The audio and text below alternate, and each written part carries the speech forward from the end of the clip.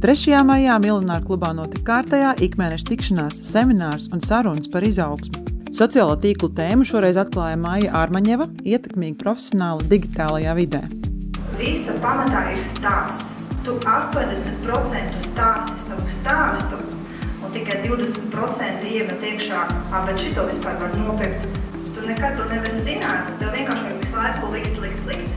Eksperimentēt, skatīties, kas vislabāk strādā konkrēti uz tavā auditoriju.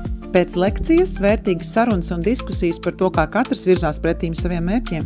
Un jau pavisam drīz 17. maijā jaudas konference. Aicinam piedalīties pasākumā, kas iedvesmo ceļ un saved kopā līdzīgi domājošos. Jau jūnijā klubā tiekamies ar Matīsu Ansviesuli, savukārt jūlijā ar Paulu Kundziņu. Pievienojies arī tu vidē, kur attīstība kļūst par dzīvesveidu.